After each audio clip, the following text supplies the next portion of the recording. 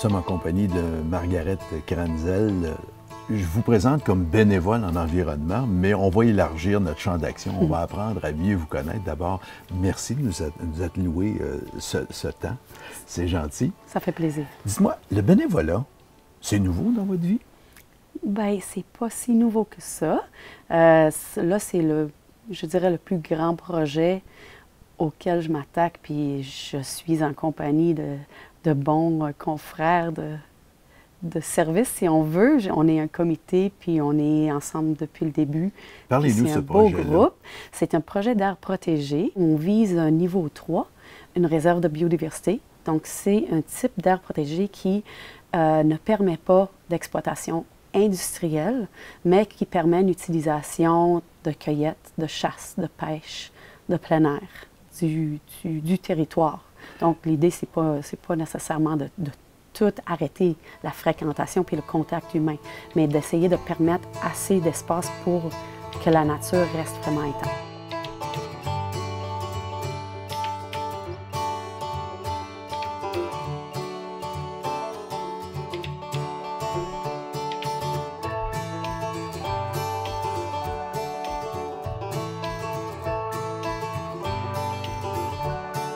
Ce territoire-là, je marche dedans depuis 60 ans presque, parce que mon grand-père avait un camp de chasse là à l'époque. Donc je le connais, puis j'ai un sentiment d'appartenance par rapport à ça.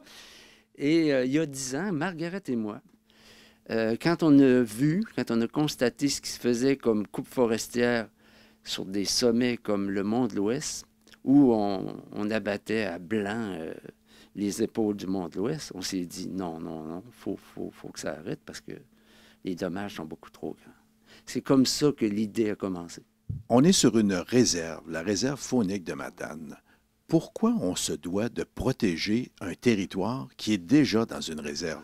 C'est une très, très bonne question. Il faut faire la différence entre une réserve écologique, un parc comme le parc de la Gaspésie, parce qu'une réserve faunique, ça ne protège pas la biodiversité. Ça porte à confusion auprès de l'esprit de plusieurs personnes, mais une réserve, c'est réservé pour la chasse. C'est réservé aussi pour les coupes forestières. Et peut-être bien aussi le gaz et le pétrole, mais il n'y a aucune protection par rapport à ça. Puis c'est pas seulement un attachement au territoire parce qu'on l'utilise, c'est aussi une conscience. Je pense que la société humaine, en général, elle va loin dans son altération du milieu naturel et ça met en danger beaucoup de processus qui nous soutiennent, notre santé, notre alimentation, etc. Et localement, qu'est-ce qu'on peut faire? Une bonne réponse, c'est toujours la conservation. Il faut que ce soit, bien sûr, en équilibre avec notre utilisation de la nature pour avoir des gagne-pains pour les gens qui composent la société. Donc, c'est de cibler quelles sont les régions qui seraient les plus riches, les plus intactes, les plus importants à conserver. Et voilà, c'était notre idée. On n'est pas contre ça, les coupes forestières, parce qu'on sait que l'industrie forestière, ça rapporte beaucoup en Gaspésie, au Bas-Saint-Laurent, au Québec. Bon, là, on est complètement d'accord avec ça, puis on veut que ça continue. Sauf qu'il y a des endroits où ça ne peut pas se faire, où il devrait y avoir des études d'impact avant de procéder. Parce que sur des sommets de montagne où on retrouve du chromols, où on retrouve de la fougère, où les arbres sont des rabougris, c'est pas intéressant du tout. Puis si on descend sur les flancs de ces montagnes-là, il faut descendre en altitude avant de retrouver du bois qui est rentable de couper, hein? Puis pour sa grosseur, puis pour l'accès aussi, parce que faire des chemins pour monter à 700-800 mètres, c'est très onéreux de sortir du bois de ce coin-là. Puis l'impact au niveau des coupes, quand ils sont à 600, 650, 700 mètres, bien, il faudrait la vérifier, parce que quand on fait des coupes forestières, comme il se fait présentement à Côte-aux-Perches, où il ne reste plus un arbre, l'érosion est vraiment importante. Et quand on parle de l'impact sur la biodiversité, c'est facile à comprendre qu'il ne reste plus rien. Donc, l'impact est très grand. À 1 kilomètre de là, il y a un nid d'aigle royal. Hein? L'aigle royal, il y a seulement 10 coupes nicheurs dans l'est de l'Amérique, au sud du Saint-Laurent. Seulement 10. Hein? Aux États-Unis, il n'y en a pas un dans l'est des États-Unis. Ils sont 10 ici, dans les Chic-Chocs. Fait que c'est un élément très rare. Puis là, on continue comme ça dans les domaines vitaux de ces animaux-là à causer des dommages importants. C'est difficile de réaliser ce projet-là? C'est difficile, pas nécessairement parce qu'il manque des éléments dans la Constitution, mettons de l'argumentaire, de l'information, tout ça est bien documenté. On a fait vraiment beaucoup de travail pour consulter, pour bâtir un réseau d'appui, pour aller sur le terrain. On fait des inventaires terrain régulièrement pour aller voir c'est quoi qu'on a comme biodiversité au niveau des plantes, au niveau des oiseaux, au niveau des papillons, etc., pour pouvoir continuellement alimenter nos arguments. Par contre, là où c'est très difficile, c'est d'avoir les personnes qui sont en place, les élus, qui prennent le projet et qui le mettent en place, qui décident et qui défendent le projet. Oui, voilà. Donc, on a certains élus qui, oui, défendent le projet, mais ce ne sont pas eux qui ont le pouvoir en ce moment pour instaurer le projet. Et aussi, quelque chose qui est devenu plus clair cette année avec le fait que la compagnie Petrolia va faire de l'exploration à l'intérieur de ce territoire-là. Oui, ouais. Tout à fait. Mais ça nous ouvre les yeux pourquoi c'est plus lent au niveau gouvernemental. On croit parce que Petrolia, c'est une compagnie où il y a beaucoup de lobbying? Bien, non, en fait, le gouvernement du Québec est propriétaire d'actions à un très grand pourcentage d'actions de cette compagnie-là. Donc, là, on se dit, OK, à l'intérieur, il y a des tractations entre le ministère de l'Environnement, entre le ministère des Ressources naturelles, des lobbyistes, des entreprises. Donc, là, ça devient un peu plus clair pourquoi c'est pas encore fait. Voilà.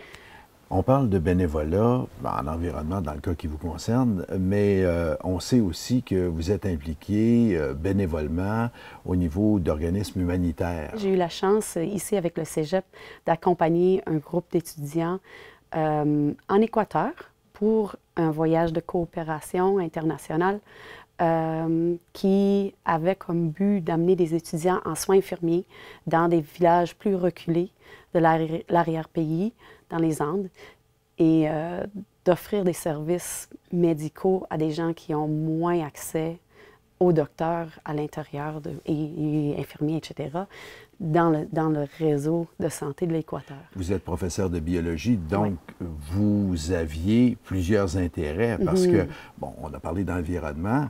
En Équateur, ça devait vous toucher aussi, la sauvegarde de ce milieu-là. Oui, absolument.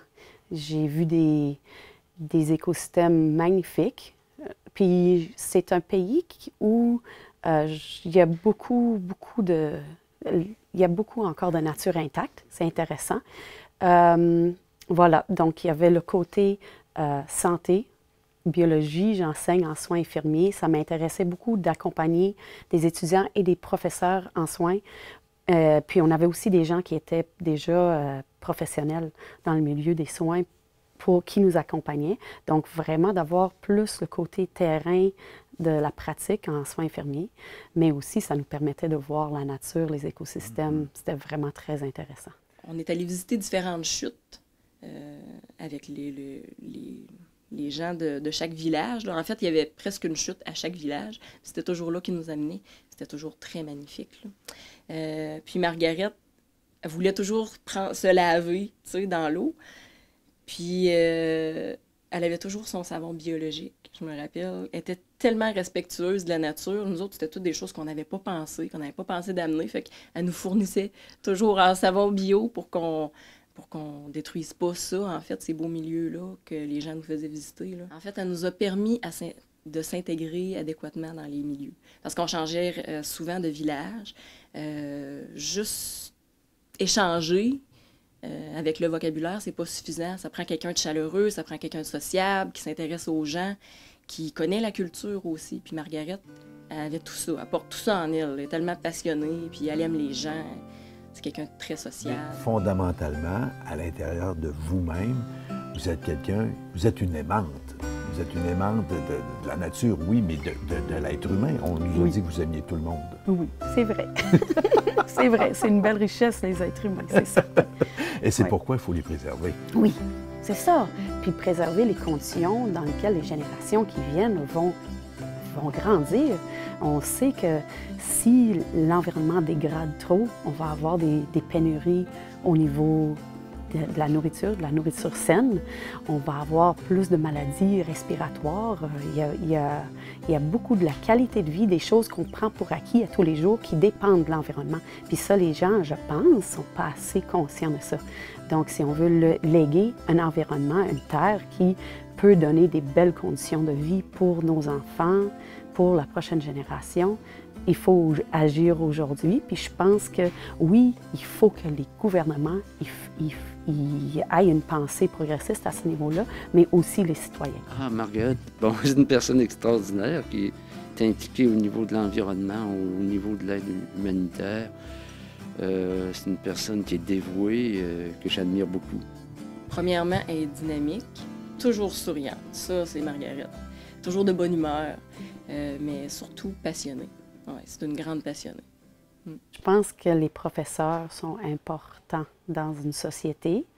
Je pense que c'est une forme de nourriture, l'éducation. Puis je pense que quand on est passionné de qu'est-ce qu'on enseigne, je pense qu'à quelque part, ça amène la curiosité. Ouais, je crois que oui. Donc ça, c'est quelque chose, j'espère que je peux avoir une influence comme ça. Je dirais que c'est mon idéal. Doutez-vous? Bien, oui, des fois. Oui, des fois. Des fois, tu sais, on n'est pas tous parfaits, puis on peut...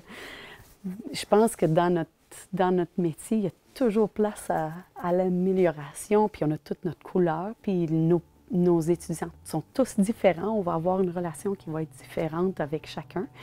Mais mon but, je pense, c'est d'éveiller la curiosité, puis d'avoir des étudiants qui deviennent des citoyens, qui soient actifs aussi, qui réfléchissent, qui souhaitent aussi s'impliquer dans la société dans laquelle ils vont prendre, qu'ils font déjà partie. Laissez-moi vous dire que par votre dynamisme, par votre bonne humeur, tout ça rejaillit sur les gens qui vous entourent. Et j'ai l'impression que l'environnement va s'en porter que beaucoup mieux. Margaret Kranzel, merci beaucoup. Merci à vous.